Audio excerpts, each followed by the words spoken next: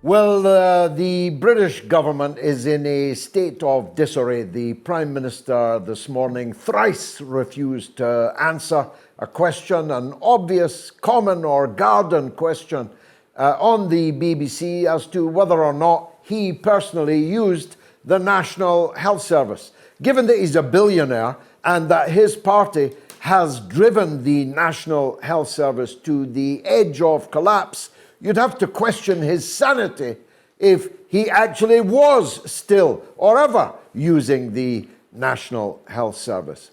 But it didn't go down well because the vast majority of people in this country have no choice but to use a National Health Service that is truly at death's door.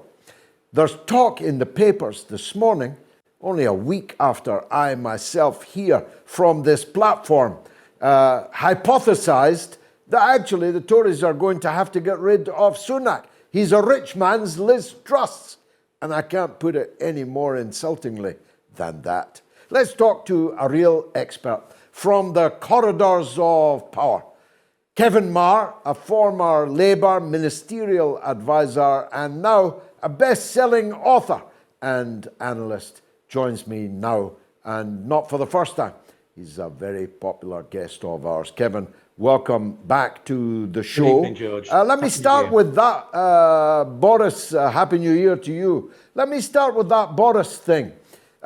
When Desperate Dan Hodges in the Mail on Sunday gives over more or less his whole column today to a discussion of whether or not the Tories are going to have to ditch Rishi, there must be some rumblings going on at Westminster to that effect, no? It's a little bit like, I suspect being British Prime Minister these days is a little bit like being a junior officer at the Somme, quite frankly. Corporals becoming lieutenants in the blink of a bombshell. This is unprecedented. We've not been in this situation before. I mean, there was, I think, some pause when the Conservative MPs went in to knife Boris Johnson that you couldn't replace a sitting Prime Minister that's won an election more than once. That you know, if you're going to do this once, then it's got to be Liz Truss. And of course, 40 odd days later, it was Rishi Sunak. So they've done something that's pretty much unprecedented in British politics for as far back as you would like to go, really.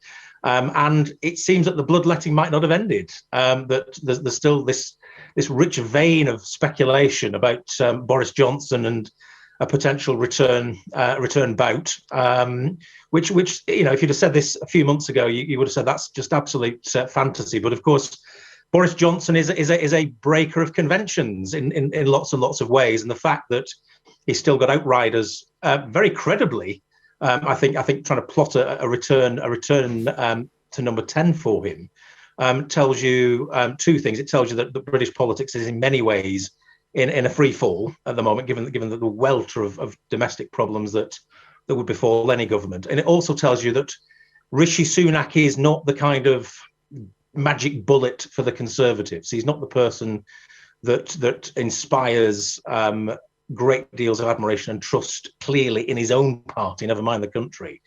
With Boris Johnson still seen as a kind of plausible contender, which is, as I say, extraordinary stuff. But that's where we are at the start of 2023.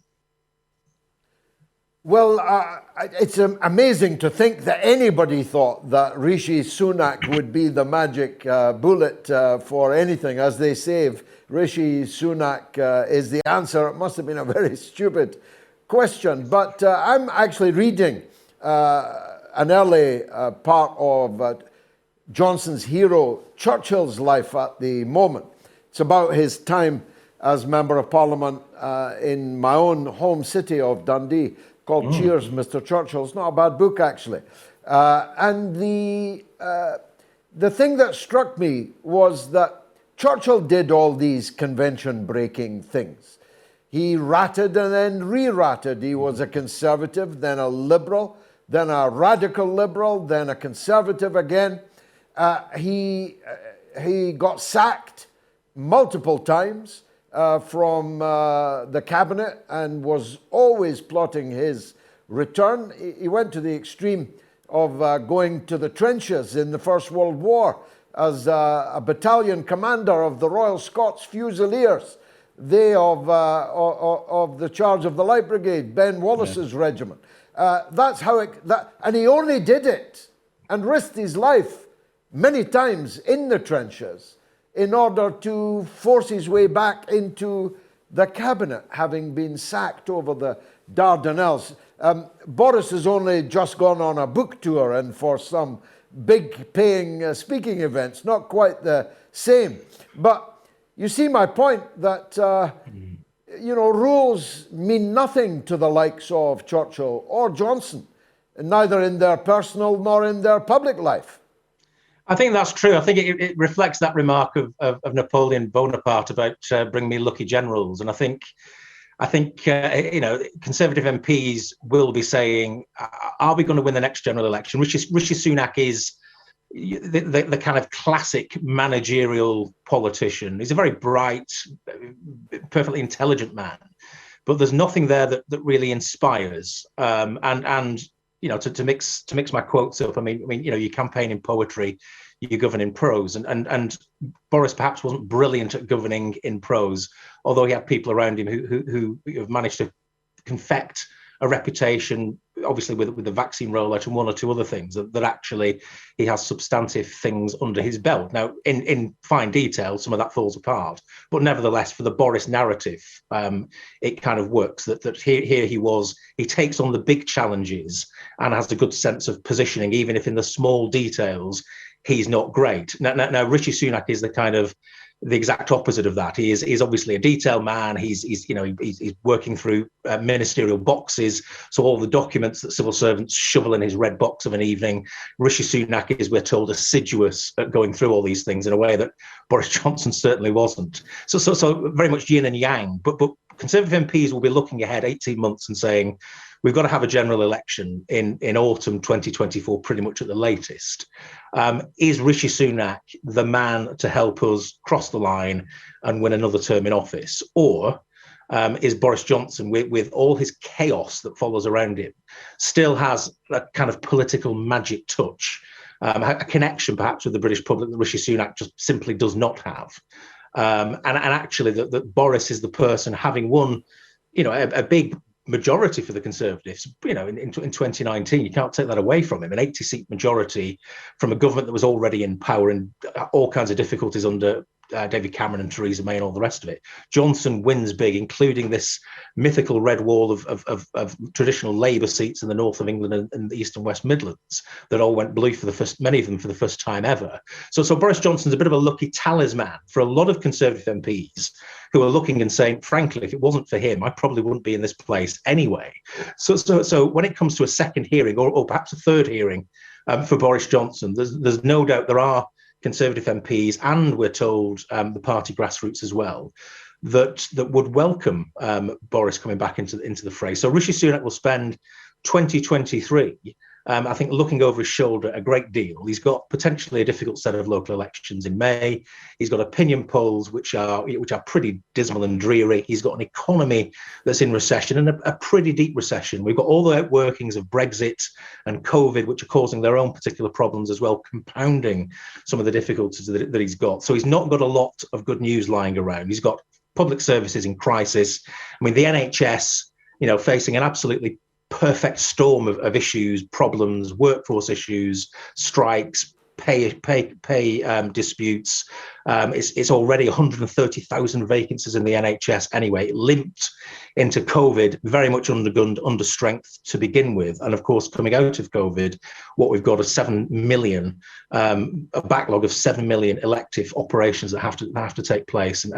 So public services are bad. The economy is pretty dreadful. The international climate is certainly not good. Sunak's got to kind of refashion a relationship with the European Union, which is still Britain's biggest export market as well.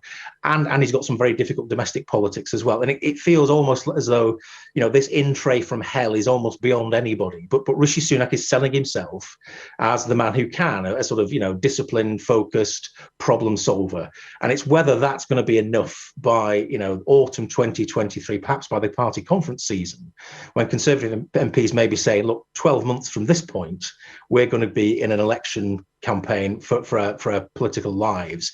Is he the person that instills that sense of leadership and confidence that he can get us through that campaign? There's a lot of them that already say he isn't, and we'd rather have the last guy back, or the one before the last person back. And that's all grist to the mill, I think, for Boris Johnson, who will spend the next year making, I'm sure, the odd pointed intervention and probably making quite a lot of cash on the speaking circuit as well. Well, I was going to ask you that, Kevin. I mean, it's the $64,000 question, or we need to add a couple of knots to that nowadays. Would Boris Johnson be open to coming back? After all, they didn't exactly treat him very well the last time he was there, and he's now making a literal shed load of money. Would he be interested in returning? I think he would probably like a shot. It's in the blood with people like Boris. He's a creature of politics. You could double the amount of money he's making on the speaking circuit and offer him a chance to become prime minister again, and he would drop the speaking in a heartbeat, because frankly he can always push it back to the kind of back end of his career anyway if he wanted to. I think he will see that his departure was not on his terms, and I think the chance to do something about that is something often prime ministers don't get a chance to revisit. They have to try and settle the account in the memoirs. But I think Boris Johnson still feels that he's got some spring in his step, and clearly has. I mean, he clearly has a big block of support on the Conservative benches, and of course in the party's grassroots as well.